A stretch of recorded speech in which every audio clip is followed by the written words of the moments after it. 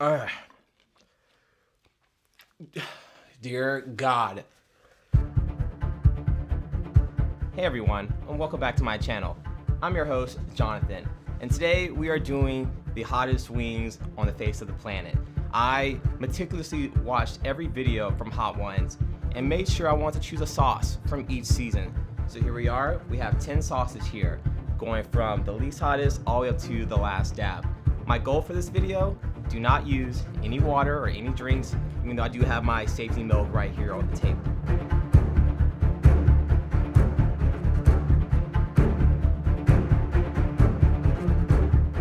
So with these sauces, they just arrived here last week.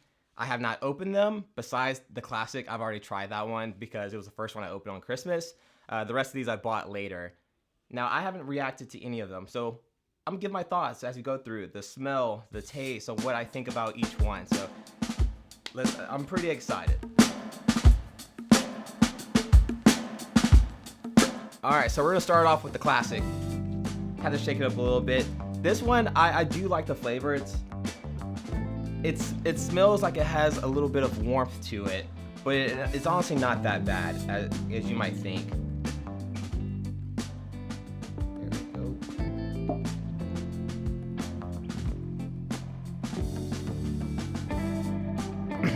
It's funny that the very first time I tried this sauce, I did think it was a little warm, like initially, and I was like, oh, this is not good. Like, this is gonna be somewhat of a struggle as we go through the rest of them, but overall, this is a really good wing, really good flavor that I can use for any time. You always try new foods and new food challenges. Do you consider yourself a foodie? Honestly, I don't really consider myself a foodie. I just love to try new foods everywhere I go. Any chance I can try something new, might as well, because sure, if I don't like it, sure, I wasted like $10, depending on how much it is. But overall, might as well try something new, and then you can always try to make it yourself, which honestly I don't cook that much. So it's just good to try.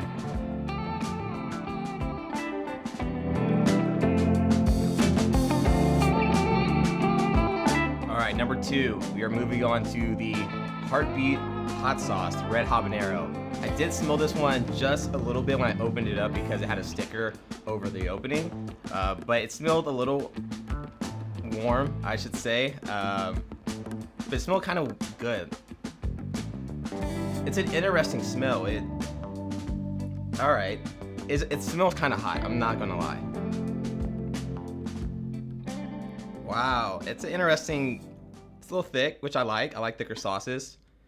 I feel like I put a lot on here. Does that look like a lot? It does look like a lot. Okay.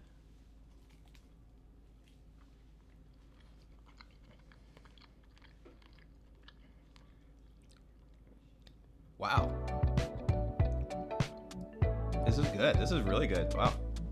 As a person who likes to dress up, what spawned your love for the bow tie? Honestly, my love for bow ties started, I want to say, my junior year in college, so 2016. I just got tired of normal ties, and also I don't like wider ties. I prefer a slimmer tie.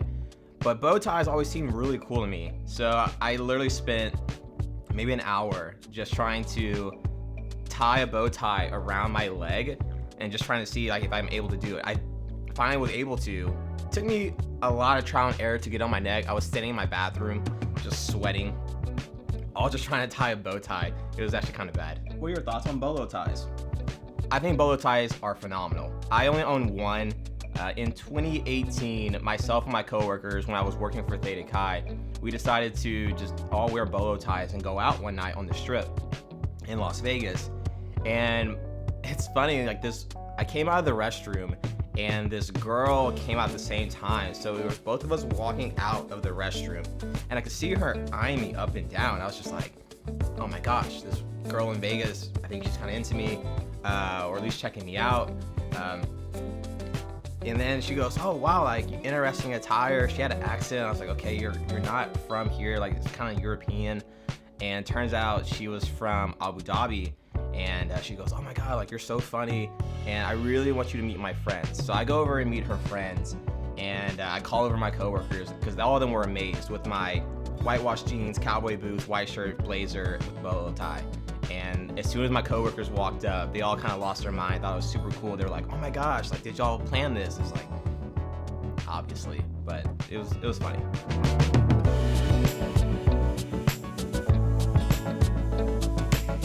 Sauce number 3, we have Shaquanda's West Indian Curry.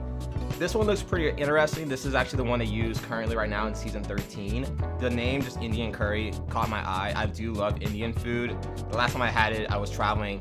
I was in Springfield, Missouri, and this Indian restaurant that I went to, you could smell the food all the way down the block. And when I got caught whiff, I was like, I have to go there. So just seeing the name on this, I had to get it.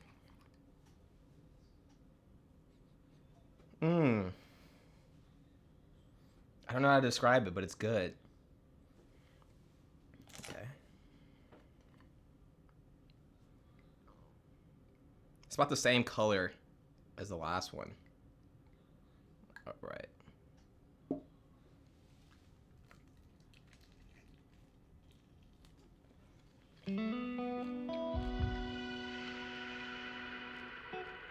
Okay. That's good. This is really comfortable. Oh! Slow down.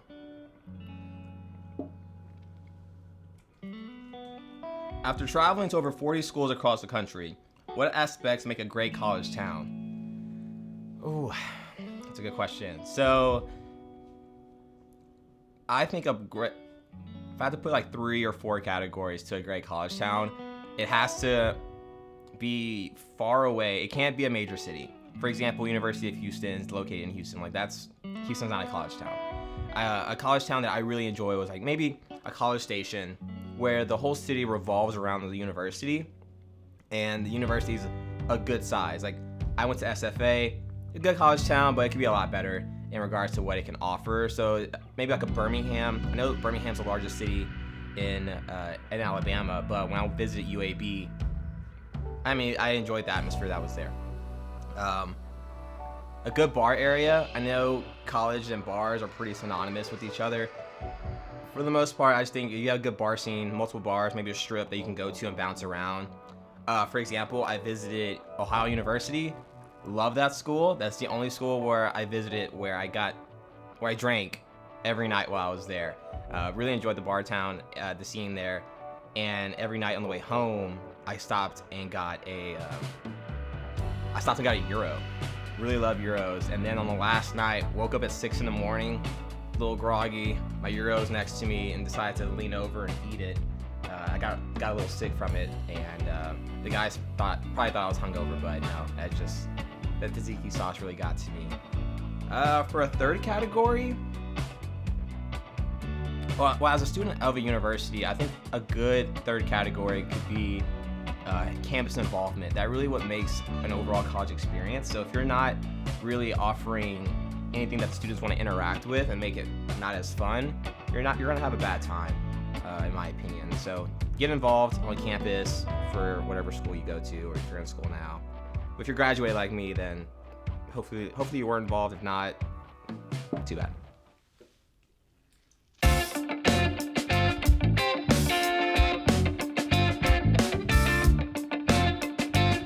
Los Calientes.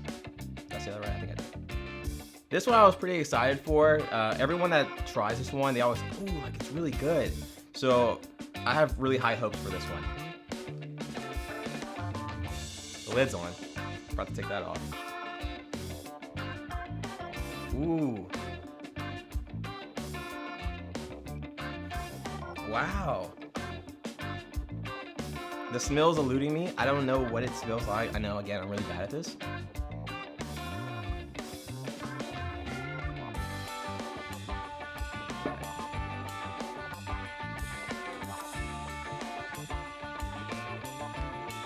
You've had a lot of nicknames throughout your life. What are your top 3 nicknames? Yeah, I've never really been one to give myself a nickname, but I've obviously had them. The one that's, I guess, the most prominent now in my life is John B. So that's probably my favorite one. Outside of that one, I would say I don't really care for any other nicknames. You can call me John. I really don't like it. My grandmother calls me John John. but don't call me that unless you're my grandmother. And how John B came about. So it's kind of funny, actually. In going into college, I went to my freshman camp called Jack Camp. And there's this thing called Toilet Talk where you're able to write down private messages and dump them into a box, and then they read them at lunch or dinner or breakfast. And they're, it's kind of it's obviously anonymous unless you want your name to be on there, then you can write it down there. While I was there, one of the sessions, some girl wrote, John B in Jermaine's family is hot. And Jermaine was my Jack Camp dad, or I guess my counselor that watched over me. And I'm sitting there at the table. Everyone's quiet, just like, who the hell is John B? And I'm sitting there, and I'm just breaking it down in my head, kind of like, calculations going all across. And finally I'm like, well, my name is Jonathan. My last name starts with a B, and there's only one Jermaine here. Oh, that's me. So I stood up, and I was like, hey! And then everyone was staring at me, and it was kind of awkward. So then I just sat back down, and I was like, oh, cool, John B. And then I didn't care about it. It was just like a whatever nickname. I get to school. I still hang out with Jermaine. I joined this organization that Jermaine was a part of, and he takes John B into that organization. He calls me it, and then the rest is kind of history. It just stuck. And then the more involved on campus I got, the more that name kind of just got stuck with me. So now I'm John B. Did you ever find out who she was? No, I never found out who the girl was that gave me that name. She never confronted me. At least I don't think. So I don't know who it is. Clark and Hopkins, Assam. This is a name I get messed up all the time. Every time I refer to it in my notes, I always put Clark and Assam. It is also a Western Asian sauce. Again, really want to try it because of what it is. And this one, I know I'm saying this a lot, but this one I was really looking forward to. But the one I'm most looking forward to is coming up. Ooh. This smells like actual curry. Like curry from an Indian restaurant. Like, this is exactly what it smells like. Just poured it all over the floor. Yeah, it kind of just tastes like curry. As someone who claims they are married to the game and even shows off their 3-game setup, where did your love for baseball spawn from? I got into baseball in high school. So most people play baseball as like a little league, and I just never did. I never had the opportunity to. So I get to high school and decided to pick up baseball my sophomore year. I went to a really small high school, so joining the team was super easy. There weren't any trials whatsoever. My first at bat, I got hit by pitch. So I'm batting here, and some reason why the ball came in and hit my arm, like my arm closer to the catcher. I don't know how. It didn't hit my front arm, but I guess that was just how bad my stance was. I don't know. And then, yeah, ever since then, I did 2 camps between sophomore and junior year. Got really good at the game, not to brag, and became the starting center fielder for our team. And then I'd watch MLB Network religiously. And now here I am, years removed from high school. I play softball all the time, like minimum twice a week usually. And I just consume baseball all the time. I absolutely love it. And the game's just different. It's different than basketball. It's different than football. And it's just great. Okay, just so I forgot to do it in the last one, but now we're gonna do Explain That Gram, where we do a deep dive on my Instagram and I talk about a few of the images that I have there. What was a cooler moment for you? Meeting Nyjah Houston or meeting Ryan Sheckler? That's a tough one. I grew up skateboarding, started skating in middle school, and Nyjah Houston and Ryan Sheckler were in the game for a while, and part of that was, getting to meet them within the span of like 2 months. It was pretty awesome. Nyjah Houston, it was a little bit of an awkward encounter because as soon as I got to the skate park, he was just standing outside. No one was around him, and he was eating like a Kit Kat or a Reese's or something like that. And I walked up to him. I was like, "Hey man, like, can I get a picture with you?" And he was just like, "Yeah." And I was just like, "All right, cool." So I just asked some random guy, just gave him my camera. Got a couple pictures with him. He was super cool about it. He even signed my pair of his shoes. Meeting Ryan Sheckler, he was there for some charity event that he put on, and he was super cool. Honestly, weren't that many people there. I was kind of surprised. So I got to go up to him multiple times, about 3 times throughout the entire event. And I went up to him the first time, took a picture. He was super chill. And then I went up to him again. I was like, hey, like honestly, the pictures I got earlier weren't that great. So can we redo it? He was like, yeah, dude, that's totally okay. And the guy, I just gave my phone to this random guy I met there. He and I kind of hit it off. He took the picture, and it just looks terrible. So the first one is what I ended up posting, and he was super cool. I would say meeting Ryan Shepherd was probably like a little bit of a cooler experience. How did you feel after eating 9 chicken fried steaks? Chicken fried steak day, very important day for me in college. Every Thursday, I believe, in one of our dining halls, chicken fried steak day. And my fraternity, we decided to have an eating competition. So I guess this kind of spawned my love for food challenges. And we were like, all right, let's just go toe to toe. How many can we eat? And I got to 8, he was at 9, and we just sat there like, ugh, and we just looked at each other like, okay. And I just got up and went for number 9, which means if we would have tied, then that would have been it. He didn't want to tie. So he got up and went for number 10, and that's when I waved the white flag, and I was like, I'm done. I forgot to try the sauce. I know you're probably all wondering. So hot Thai green, this was one I was really looking forward to. What really made me get this label was the fact that I like the label. I like this sauce because of the label, and the color looks good. Kind of reminding me of pickled jalapenos. This one smells very similar to, kind of smells similar to Shaquanda.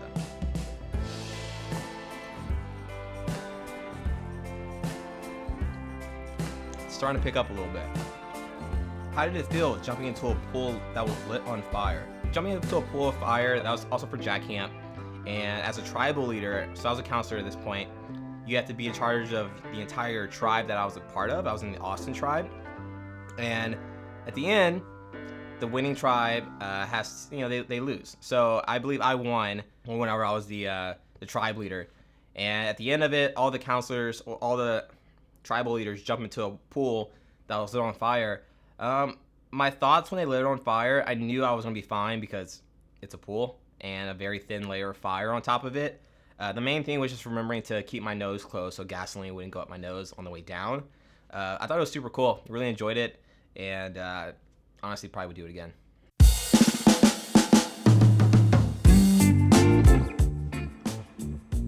All right, garlic reaper sauce. I literally only got this sauce because of the color. I wanted a variance in color and obviously seasons that the show that they appeared in. So season 13, a lot of the seasons, things like that. Season 2. This one is strictly based off of color. I'm fine. I promise I'm fine. With this one, this was the last one I chose, so it kind of just made it by barely. It's a thicker sauce, that's for sure. The garlic is strong. Jeez.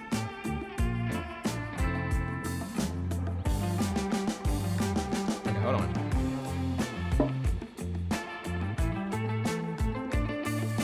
Alright, so is it true that you played Decode by Paramore for an entire chess tournament? That is true. I was in the 8th grade. And it was pretty much right when I hit my prime in my chess playing days. I used to compete in middle school actively. It was when I won my very first top 3 trophy. So I got 2nd place in a tournament. And from game 1 through game 5, I listened to Decode by Paramore the entire time. I think I've only told that story to like 2 people, maybe. And yeah, I lost game 2 and won out. So I'm not a big superstition guy, but I guess that day I was.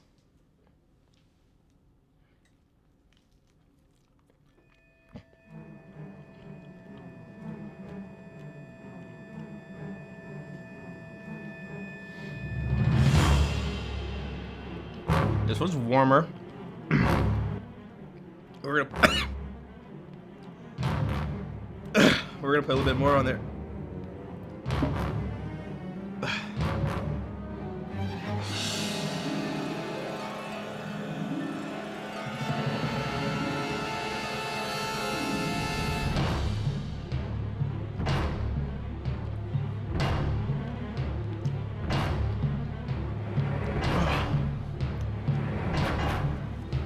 This was hot. All right.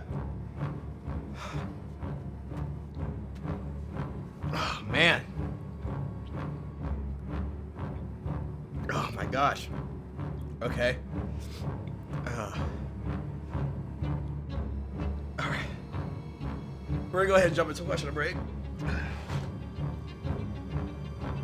Oh my god, this is bad.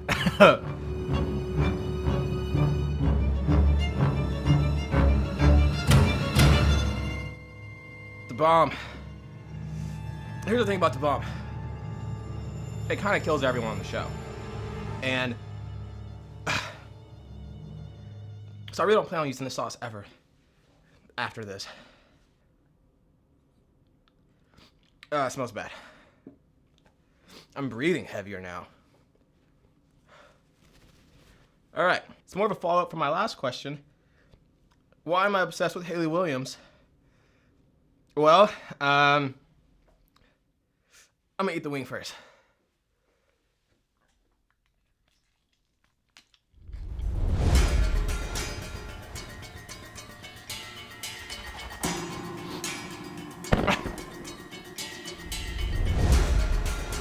Oh my god. So,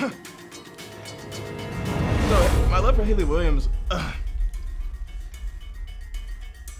it kind of dates back to my time, like I said, listening to Decode.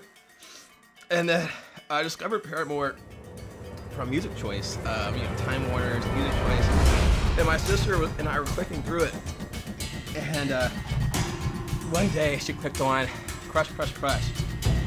That was the first Paramore song I heard. I thought the music video was interesting. And then one day I just kept listening to him, and now I'm obsessed with them.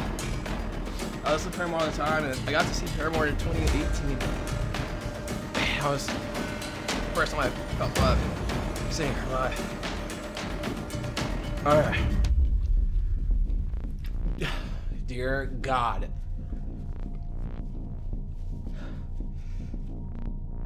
Okay. Fuck it. Okay.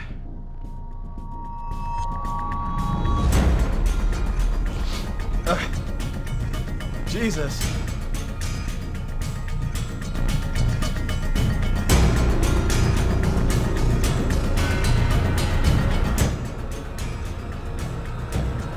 All right. Fiery full. Literally the only reason why I chose this sauce.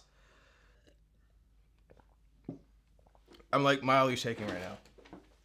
And I really like the label. I think the whole scary clown, I think it's super cool. So that's the main reason I got it.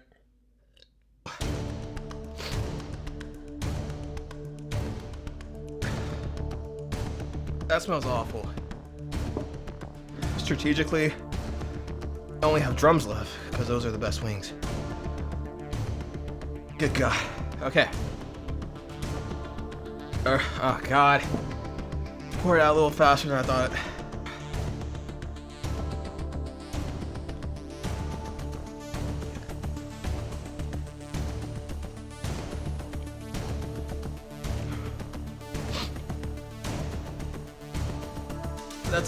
That tastes a lot better than the bomb. I'm gonna get a little ambitious and put a little bit more on it. Talk about your prank war while living in your fraternity house. And what's the deal with Gold Bond?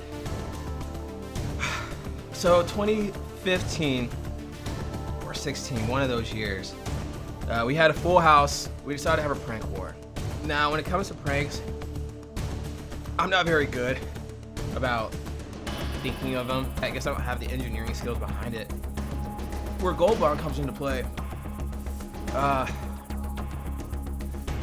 one of the guys that lived in the house, his name was Logan. And he's honestly insane. I love the guy. He's one of the very first friends I met at SFA. I met him at Jack Camp when I got the name John B. One of the guys in our house chat goes, "Hey, I got home. I knew something was up." And for whatever reason, he decided to check his ceiling fan. And it was covered. One of the blades was covered in Gold Bond. And if you would have turned on the ceiling fan, Gold Bond would have just got everywhere. So I get home a couple hours later, after reading the text, I'm like, all right, let me check my ceiling fan. I can't stop working. I check my ceiling fan, and sure enough, there it is. There is Gold Bond on one of my ceiling blades. So I'm like, cool, this could have been a disaster. I go downstairs to go get a trash can. So while I'm downstairs, this jackass decides to go up to my room and flip on the ceiling fan anyway. And then sure enough, by the time I get back into my room, I chase after him. And there's just Gold Bond going everywhere. It covered literally everything. The TV, my dresser, my bed, the carpet. Imagine like any documentary you've seen of Pompeii when Mount Vesuvius erupted. That's exactly what it looked like. Instead of ash everywhere, it was just Gold Bond. We didn't haze or anything like that, but that was the one time I told a couple pledges. I was like, listen guys, I hate to be that guy, or I hate to do this to you, but please, can you guys clean my room? They weren't too happy about that, but they did it, and it's okay. About 2 weeks later, I had a friend over, and all of a sudden, I hear, and these assholes put Gold Bond under the crack of my door and use a leaf blower and blow it all into my room. And it, again, caught the ceiling fan and just went everywhere. I didn't call anyone. I just sat there livid. My friend Katie was running out of the room. She's like, I have asthma, so that could have been bad, but she's fine. I cleaned it myself.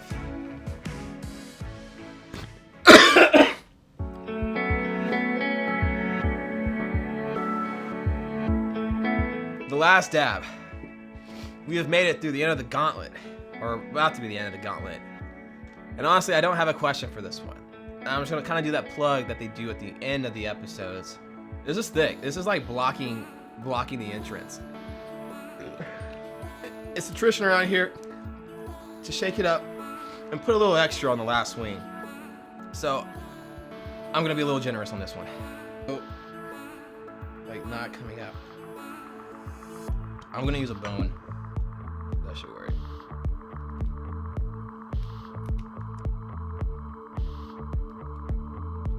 Oh god.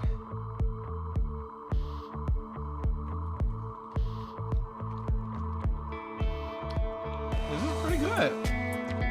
I thought I'm gonna get a little adventurous and put a little bit more on it. So my goals for the new year, I want to do a little bit better. I know we've been dealing with the pandemic, and I didn't put out many videos at all last year. So my goals for this upcoming year is put out 25 videos. It doesn't seem like a lot at all, but it'll make me more dedicated. That's part of my goal. Get a little more dedicated to YouTube, because why not? There are videos that I post that I don't think are really good at all by any means, but I'm gonna put them out there. If I make it like vlog style or more sit down, maybe gear review type videos, that's what we're gonna do. We're gonna post more. That's gonna be my goal for this year, my resolution. We have an 11th wing on the plate. So for those of you that have watched Hot One, and you've watched the Shaq episode in particular, you would know that he did the Shaq sauce at the end. That's where you get a little bit of every sauce, and you mix it up. Red habanero, squander, a little bit of that. This one right here, man, this is when I did it. That's enough. That's enough of the bomb. Hold on.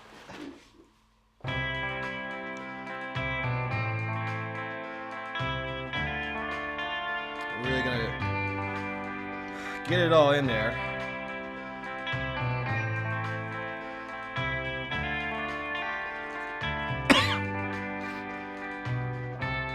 Okay. All right. I survived the gauntlet. I did not. I only drank a little milk. I didn't have to use my secret sauce. If things would have gotten really bad, I'm gonna do a celebratory. I got some eggnog. I know it's January, but I froze this one so it can make it here. Yes, I drink it straight from the carton. This camera this camera. Thank you all for watching. I really appreciate it. If you haven't already, go ahead and subscribe. This is a lot of fun. Hope you learned a little bit more about me. And I told some stories that I really don't talk about that often. Thank you so much. See you later. I did it. Yeah. You were sweating. You are glistening.